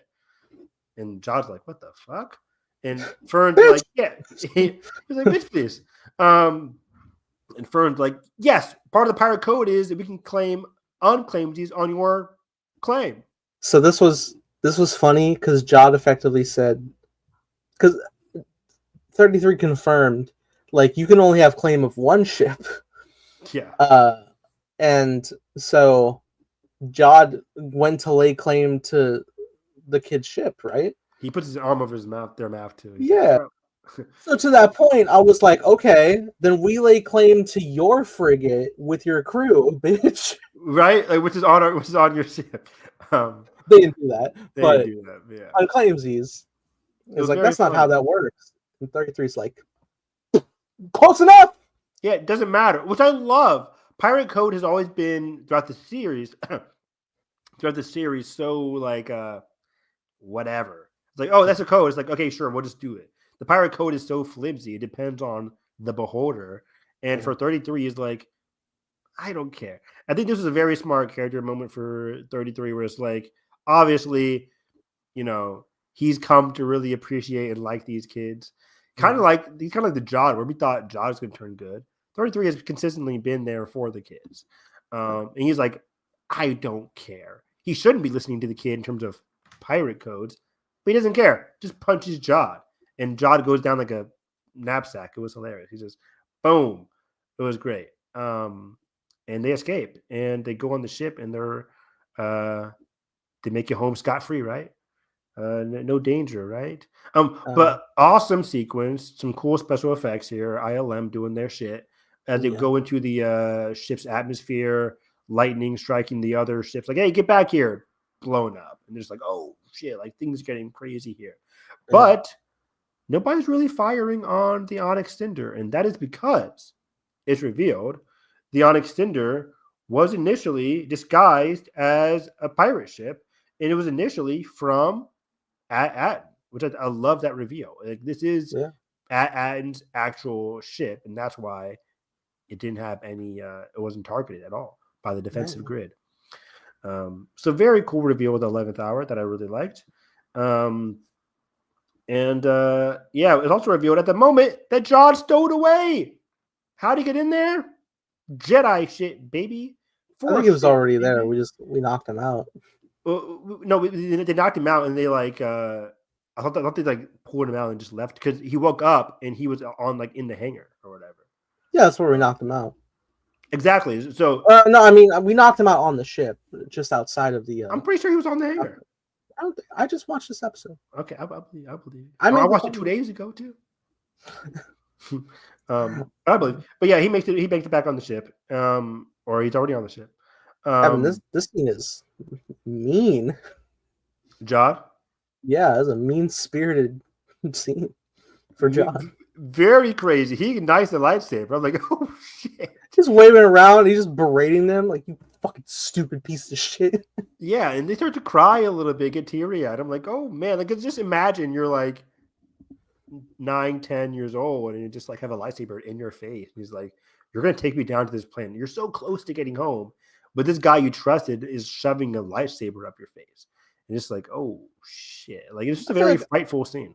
I feel like I'm also at a point with the kids. Like, if I'm one of the kids and like we're down there on the planet, I'm like, dude, take the treasure. I don't care. Let me go back to my family. Let me go home, right? But yeah, they kind of can't. They're stuck with him. They get back on the planet. We cut back to the parents' perspective, and that's when we hear, hey, from the supervisor, this is a Republic emissary coming to the ship. Everything is perfectly fine. There's no sharks in the water, guys. Come on. That's a Jaws reference for you kiddos. All right. Yeah. What a great mayor. Best mayor in all of fiction. Yeah, so this whole Republic emissary, like I mentioned up top, I think this is all bullshit. I don't know if either it's bullshit or it just hasn't happened in a very, very, very long time. Because the hangar opens up from under the ground right next to their workplace, the schools. And a lot of people who are already on it are like not used to this happening at all. And yeah, I think this whole Republic emissary thing is sketchy. And Nathan could be right. It could just be a recording that's just been playing in case of emergency, basically. So we'll have to wait and see what happens there. Not much else happens, but we get some good shit where they go deep underground. So they get to the hangar. They land. He's like, I need to talk to your supervisor. Not happening. I need to get to your. What does he say here? He says, I need comms. He said, I need comms. He goes with the Republic emissary lie. He says, yes, I am the Republic emissary. I need to see like your, credits or whatever. Like, okay, we'll take you down. And they go down deep underground, and we finally reach it, and holy shit, that's a lot of gold. They go down there, and Jod is ecstatic. It's a gigantic room, and he asks, how many of these vaults do you have? And they're like 1,139. What? insane. In just one like table, like the size of this room that I'm in. Yeah. This is just one of like 1,000 in that one room, and that consists of, like the amount of credits that Wim had, like his lunch money Yeah. had him like on the verge of death in episode 2, and that's just pocket change compared to all of this. Like, it's crazy to even think about. And again, this brings me back to Treasure Planet, where like it was all gold. I'm like, this is crazy. This is very much the greed's gonna be his undoing, I think, by the next episode. For sure. And let's get in. Yeah, sorry. Yeah, especially just because we have the scene here where he goes and he like picks up one or two credits, and then they all start like avalanching down in front of him, and he's just like he's going insane a little bit. He's like, ah. With so oh my god, yes, He's so jubilant and ecstatic. I'm set for life. And it's so great. Dude Law able to convey this range of emotion where he's like, oh my god, like this lunacy, this is right in front of the droids too, just like what the fuck. The droids are like, of course. And yeah, he's just like so static and lunatic-esque. And 5 minutes earlier, he had a lightsaber in the kid's face. Like, what a great character. And then kids get an emotional reunion with their parents. They all hug each other. Short and sweet moment here. Cut short by Jod coming back out with a lightsaber in hand. And that's where we end. Don't know what he wants here. Let's break down our last 10 minutes here. Let's go into some theories. What do we think is going to happen? What is Jod's plan? He now has all the gold he could have ever asked for. He comes up to the parents with a lightsaber. Is he going to force them to help him move the money back into the ship? He's like, hey, kids, help me get the money, and I'm out of here?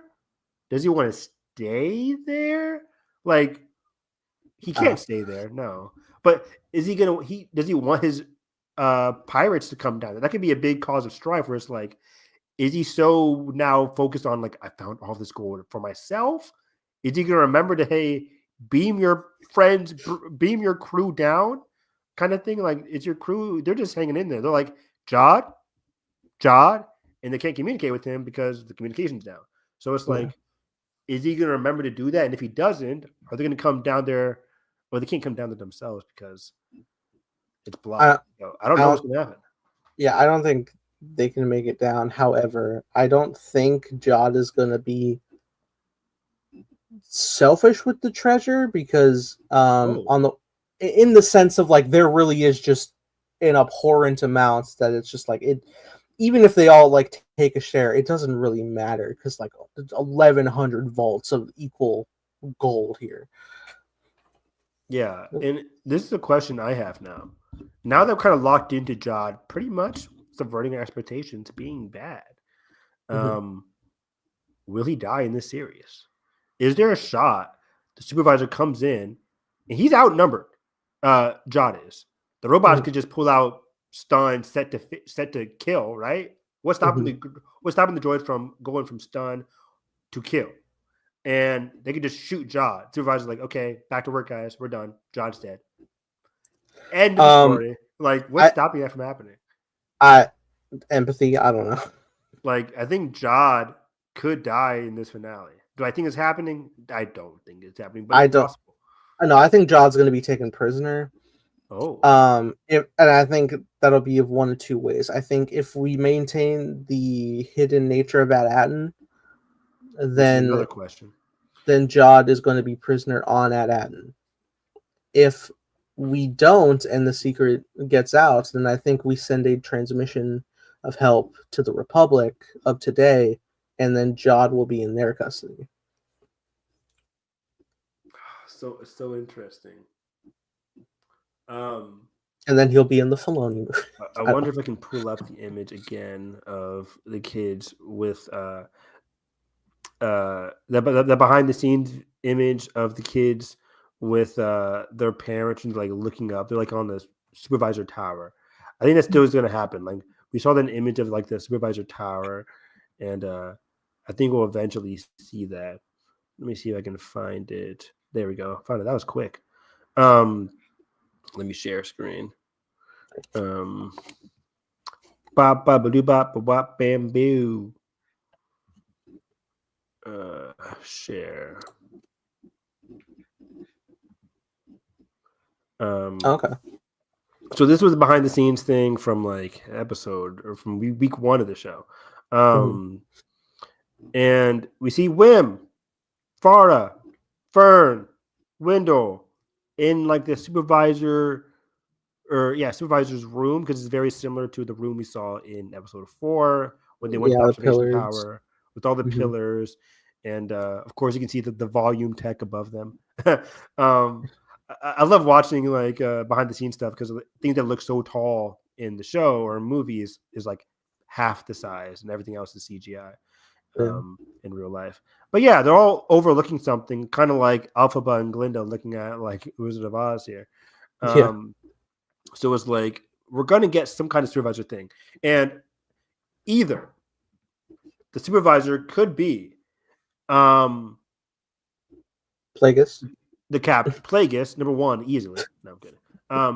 He could be the captain that crash landed on that and killed the previous supervisor, took over. But if that happened, that was like thousands of years ago, right? Or hundreds of years ago, a long time ago, presumably enough for the legend to grow. And that could happen. Or people have been thinking, or I think you mentioned it, we mentioned it, I don't know. The robots are just sentient, and there is no supervisor. And the robots have been in control all along. There's no war in I keep saying Boston. robots, but the droids. Yeah. The droids could have just been programmed at the captain's death and been like, or the supervisor's death, and been like, hey, from now on in, the droids are in charge, and this idea of the supervisor creates this semblance of control. So that could definitely happen. But yeah, the droids are either all in control, there is a supervisor, or the supervisor is actually still alive, and we've just never seen him or her. Very interesting. So who is supervisor? But I want to go back to what you were talking about, Nathan, in terms of like revealing the location of Aden, or the Aden not being a mystery no longer. Could we see that happening? They have so much gold. Like, I'm worried for Aden if they do reveal themselves to be connected to the Republic. Like, yeah, there still would be in danger because they have a lot of Old Republic credits.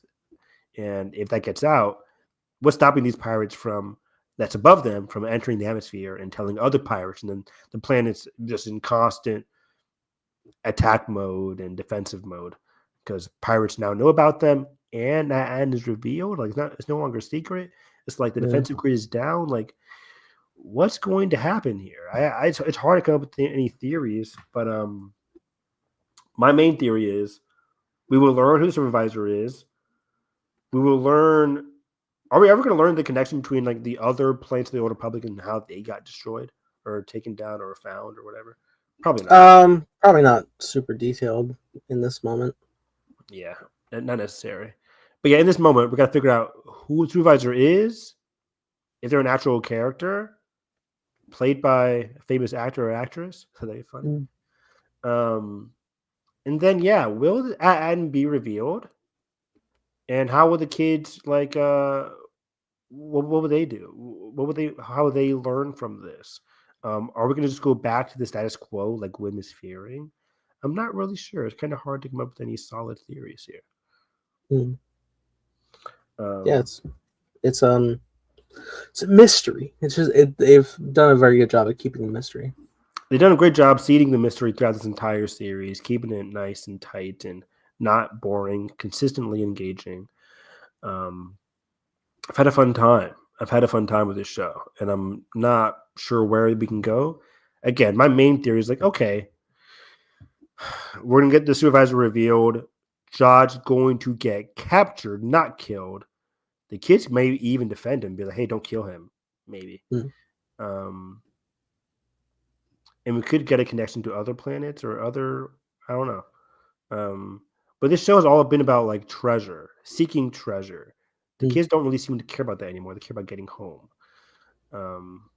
They kind of never really cared about the treasure. They didn't think there was treasure in the first place here. But their treasure is just their coins, their ability to print all that mint.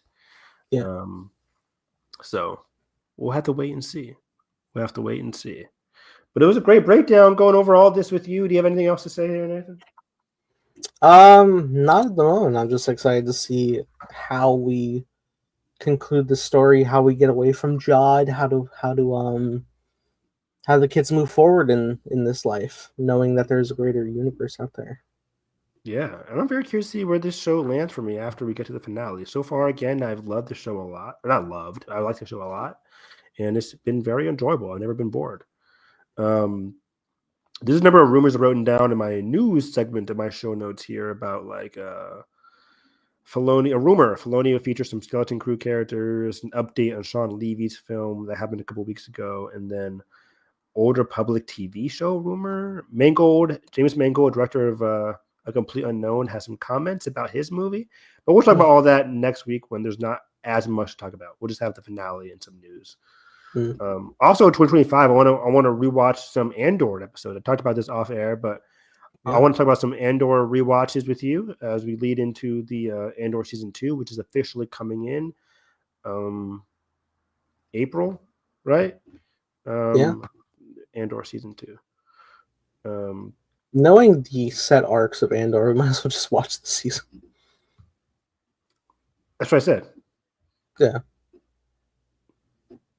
Wait, what are you talking about? I think I was like thinking about how with like Bad Batch we do select episodes, but yeah, we can watch the whole thing. Yeah, I think. Like, are you saying like for our commentary, it's just like watching in batches? That's what I thought we were insinuating, but I like the idea of doing all the episodes. Yeah, because they're long. Yeah, we'll just do one episode at a time.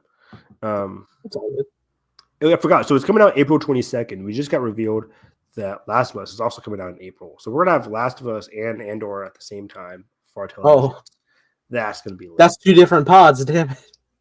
Yeah. So we're gonna have a lot of T and Hyperspace back to back, and we'll bring back some commentaries as well this year. Nice. So we got a stacked 2025. Happy New Year, everybody! If you stayed this long, you guys can find me on Twitter at HarrisEV9. Currently doing a lot of reading. School's out tomorrow. I don't got to work. Winter anime season has officially started. I'm already watching tons of anime.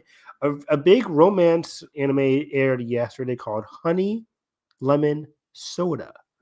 And it was one of the biggest surprise for me. It was very sweet premiered episode for this romance anime. Also, another romance anime, My Happy Marriage season 2 is on Netflix. So if people have Netflix, I would recommend watching My Happy Marriage. Another Netflix anime coming out on Friday is called Sakamoto Days, or no, maybe it's next week. Sakamoto Days, but this assassin who has quit being an assassin, wants to live the family life. Somebody comes back in and looks, hey, you used to be crazy assassin. What happened to you? And then his family gets into danger and he has to kick back into action. Jalen has been reading the manga for like a year and a half now. And he was like, Evan, you'll love the anime if they ever do it. Well, Netflix bought the anime rights. They're making an anime. It's coming out next week. And apparently Jalen says it's going to be very, very good if it's done well. Nice. So, yeah. That's me. I'm watching a lot of anime, watching a lot of TV. I'm loving Silo. What else am I watching these days? Silo, reality TV world, The Traitors, season 3 on Peacock aired tonight. So I'm gonna watch that after this podcast and stuff. So a lot of TV. Nathan, what are you up to? How's stuff getting along with you? Doing well. Watching, as I brought up, watching Superman and Lois, and it is the best Superman story. Wow, high praise. Because I mean, it's not just the same old. Who am I? Superman. It's like I have children and I have to navigate being a father and Superman. And it's really good, and a husband, and a friend to people in Smallville. It's great. Where are you watching it on, Max? Yeah, I think right now they have 3 out of the 4 seasons. The 4th season just finished. The final season. Isn't that airing on Max though? That's what I thought, but for some reason it's not listed yet. That's so weird. Where did we watch it then? CW, I guess. But I'm sure that'll be around soon. But yeah, it's been great. Otherwise, you can follow me at _TimeBlazer, making it a show called Time Blazer with co-starring creative consultant Evan Harris. Playing Ben, who was also celebrating the new year by being the best lawyer in the universe. And naturally. So yeah, with that being said, if you guys enjoy this, make sure to like button, subscribe, and already ring the bell so you miss all future things Star Wars. And that being said, hope you have a great day. May the Force be with you always.